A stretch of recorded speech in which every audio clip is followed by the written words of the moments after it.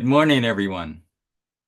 Today, I would like to talk about bodhisattvas. A friend of mine once asked me, if Buddhism is true, then where are all the Buddhas and bodhisattvas? Where can I find them? Where can I see them? Well, I would like to talk about them today. Let me start by going to my slides.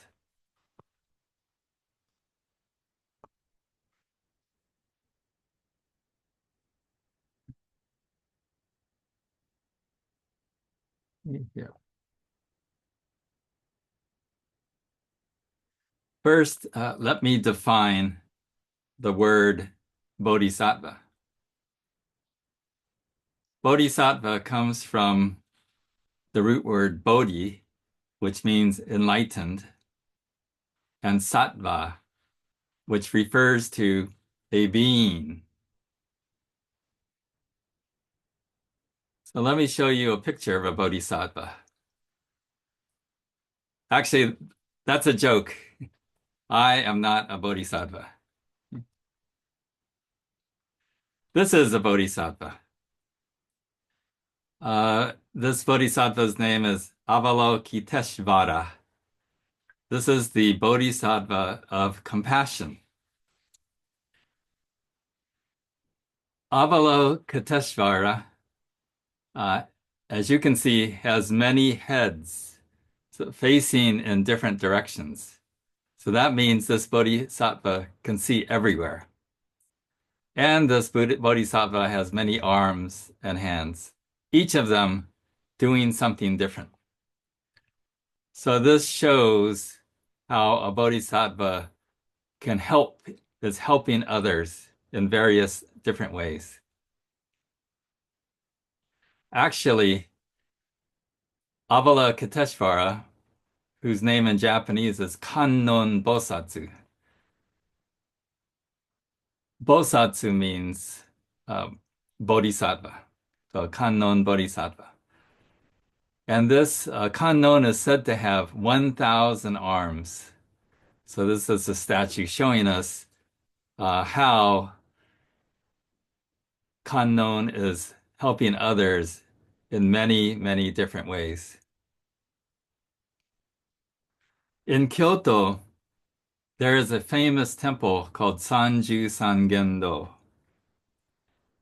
which Sanju refers to 30, Sanju-san refers to 33 bays or compartments. And so you have these different doors, and it's a long building, kind of reminds me of an airplane hangar or a giant barn or a warehouse. It's a very unusual design. So it's very wide. It's actually very wide. But inside, there are 1,000 bodhisattvas. And each of these bodhisattvas, amazingly, is different. Each one has a different face, and each one has many arms doing many different things. So each is unique. And as you enter the temple, it's hard to look at them straight on because you enter and then you have to walk down through this building to see all of them. So they're lined up, and there are some guardian deities standing in front of them. But it's an amazing temple, and I highly recommend going there if you get the chance. Sanju Sangendo.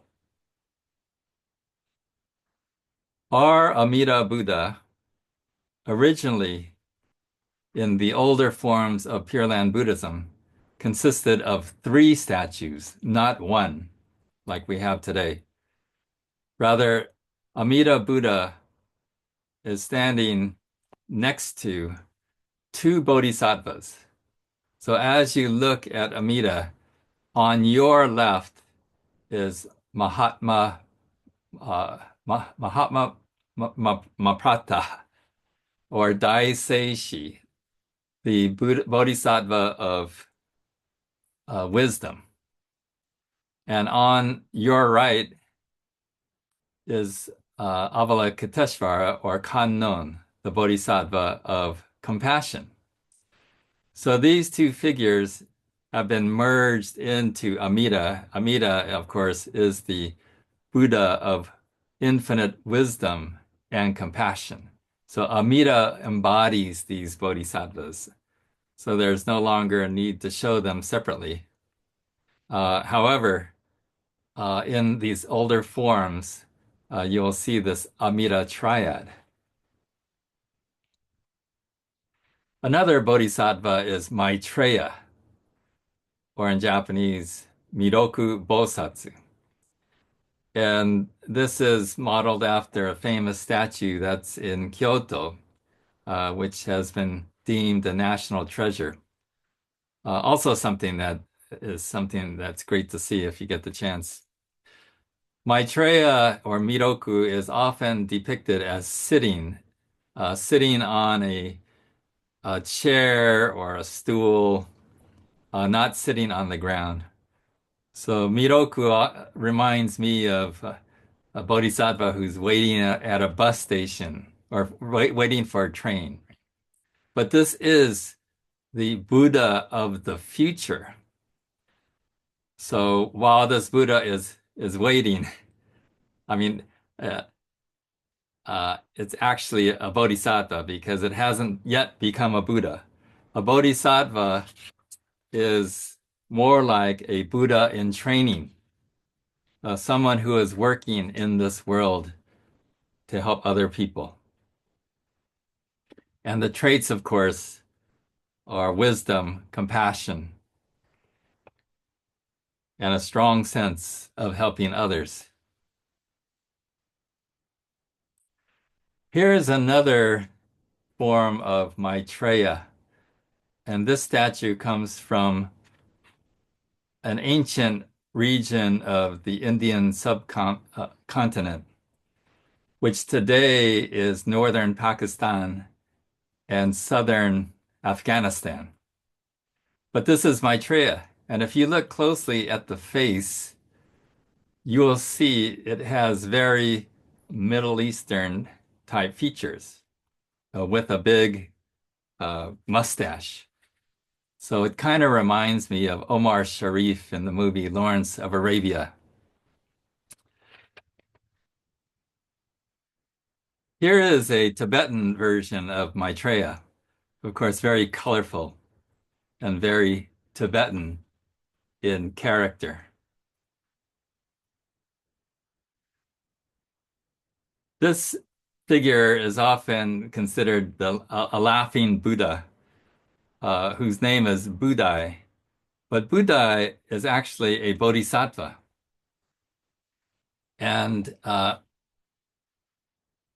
Chinese Buddhists consider Budai a manifestation of Maitreya. And often this statue is depicted with children and always smiling or laughing, sometimes called the laughing Buddha. Here is a Chinese version of Avalokiteshvara, the Bodhisattva of compassion, named Guanyin. And in China, Avalokiteshvara is depicted as a female figure. And many Chinese families and households will have a Guanyin statue in their home and consider Guanyin to be a goddess of the household or of compassion. And Guanyin reminds me of, in Mexico, Our Lady of Guadalupe is depicted on walls, in statues, in little statues in people's cars, and is a much beloved figure in Christianity. Here is another statue of Avalokiteshvara. And if you notice, this figure has smooth skin, is wearing jewelry and clothes, which might be considered unisex, and has a slim figure. So it's hard to tell whether this figure is male or female. In my mind, I consider this figure a non-binary bodhisattva. After all, great compassion has no sex. If you read the Lotus Sutra refers to Avalokiteshvara alternately and variously as a wealthy man, a monk, a nun, a layman, a laywoman, a wife, a boy, or a girl. And this tells us that Avalokiteshvara will take whatever form necessary in order to help others. And here is Mahatma Maprata, the Bodhisattva of infinite wisdom.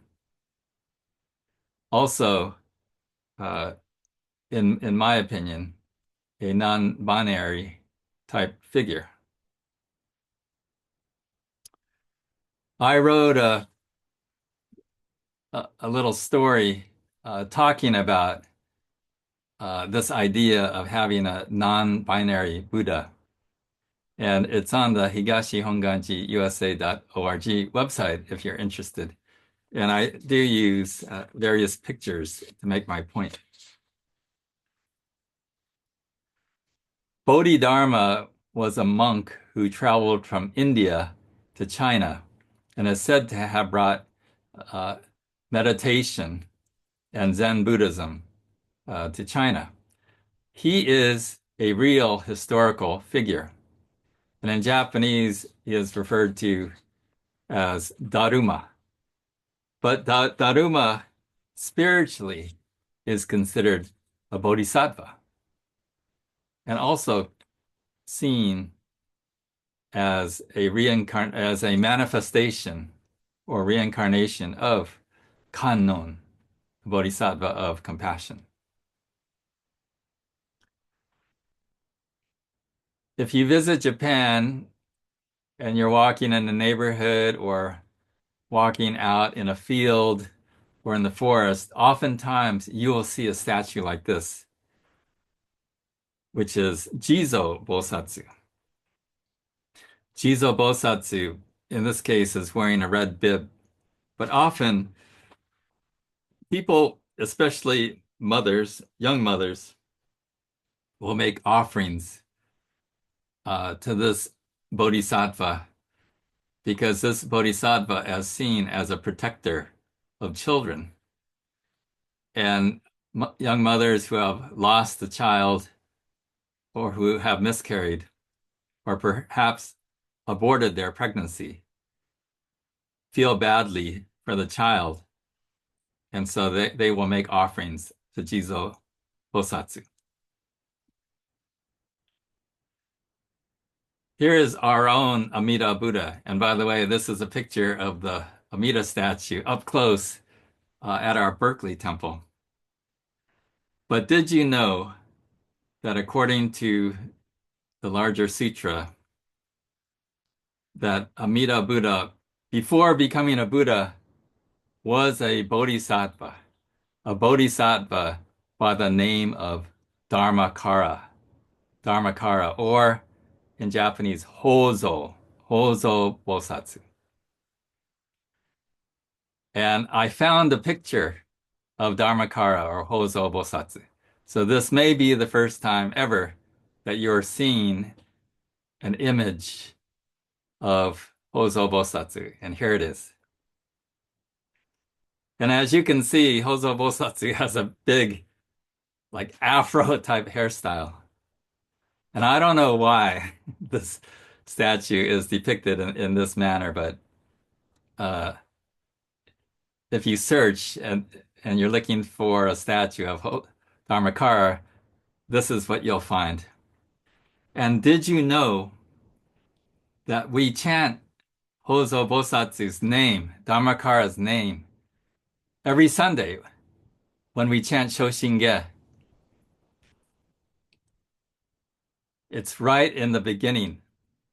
Shoshigen starts out, Kimyo Muryo Junyorai Na Mu Fukashi Ko Hozo Bosatsu Iniji. So there it is. And you can read on the bottom there, translation of the third line, which says, when Hozo Bosatsu, that is Dharmakara Bodhisattva, still in the disciplinary stage, basically learned under Seiji Zai-O Buddha, which is Lokeshvara Raja Buddha, who was his teacher. Okay.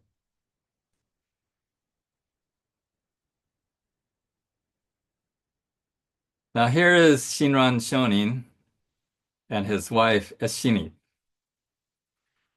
Eshini wrote to her daughter late in life and told her daughter that she had a dream, and she had dreamed that Shinran, her husband, was a reincarnation of Kannon Bodhisattva, the Bodhisattva of compassion, Avalokiteshvara.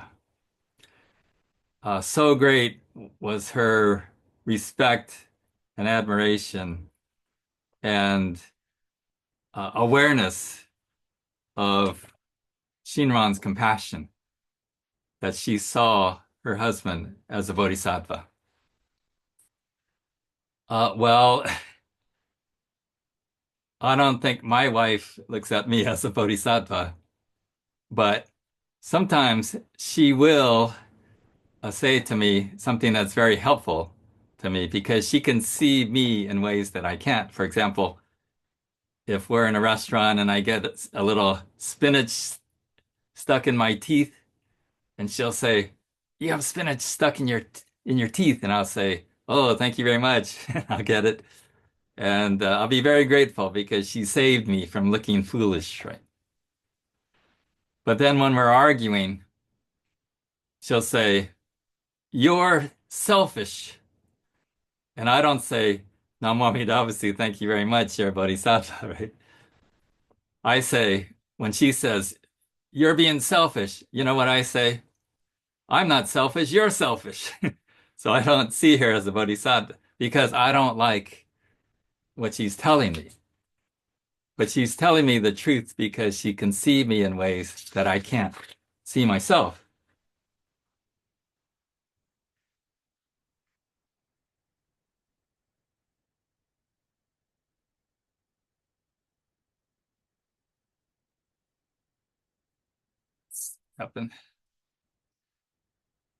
I had a cat, and uh, this was over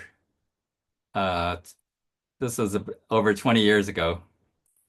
And that cat had gotten a tumor on its back.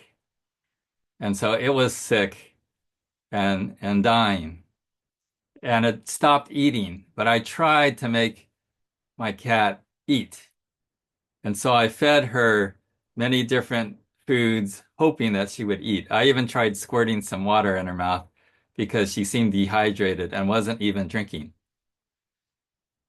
But I realized that I couldn't force her to eat, that she was dying and I had to let go. And there was nothing I could do about it. And she eventually passed away. 1 month later, I traveled to see my brother in New York City. This is an old picture. But he was suffering from cancer and he was dying. And he was in hospice and he had stopped eating. So I tried to make him eat and would serve him the different foods. that were delivered to his room. And I encouraged him to take a bite, even just a little one. But he could not. And after a while, I remembered my cat.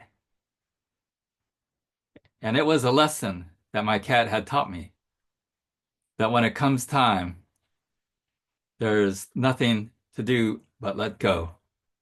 So I had to let go. And my brother soon passed away. When I look back, I feel that my cat was a bodhisattva. My cat had given me the knowledge that I needed to confront my suffering. And after my brother had passed away, I had regained my interest in Buddhism, and I started to study Jodo Shinshu again. And I reignited my path towards becoming a minister. And I eventually became ordained at Higashi Honganji. And here is, I'm standing next to Takami Inoue sensei, who many of you know, and Ravanosa. And this is when I received my Kyoshi ordination. And so looking back, it was my experience with my brother that made me return to Buddhism. So now I also look at my brother as a bodhisattva. When the Buddha was dying, people were crying. His disciples were begging him not to leave. They said, "When you are gone, who will teach us? Who will be our guide?" The Buddha said, "Don't worry. When I am gone, call my name.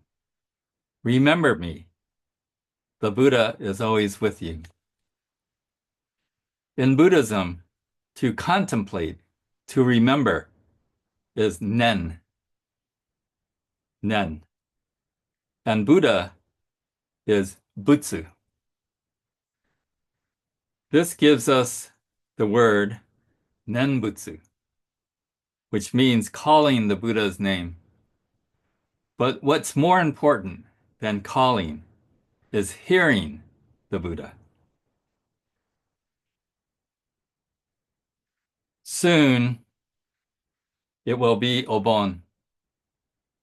And every month, we observe a Shotsuki service. These are memorial services.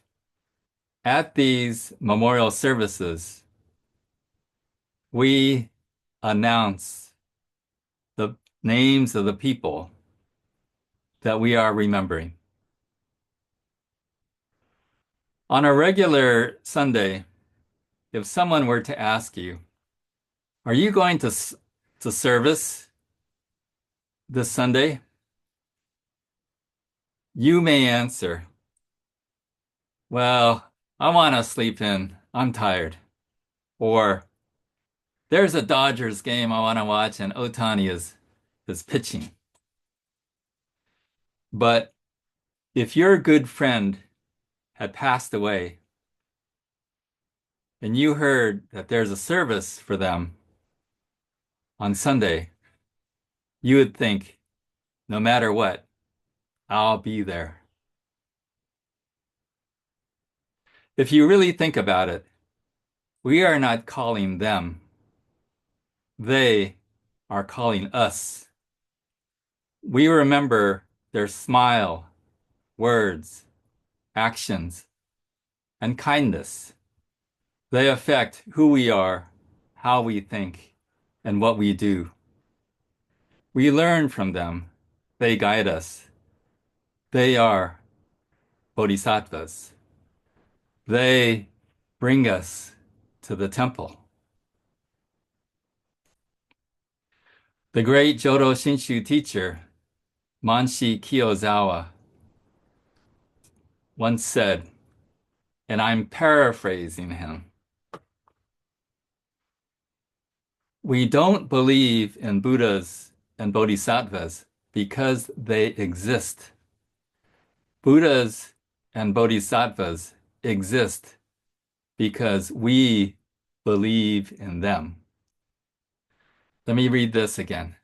We don't believe in Buddhas and Bodhisattvas because they exist. It is not like an objective fact where they announce themselves, I am a Bodhisattva, or that other people have judged them and say, oh, he's a Bodhisattva, or she's a Bodhisattva, or they are a Bodhisattva. It is up to us to see them.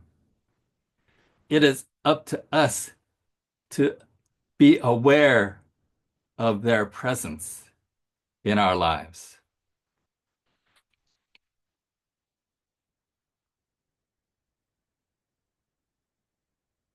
So when my friend asked me, where are all the bodhisattvas? I would answer, open your eyes and see. Bodhisattvas are everywhere. Thank you for listening. Namo Amida Butsu. Namo Amida Butsu. Namo Amida Butsu.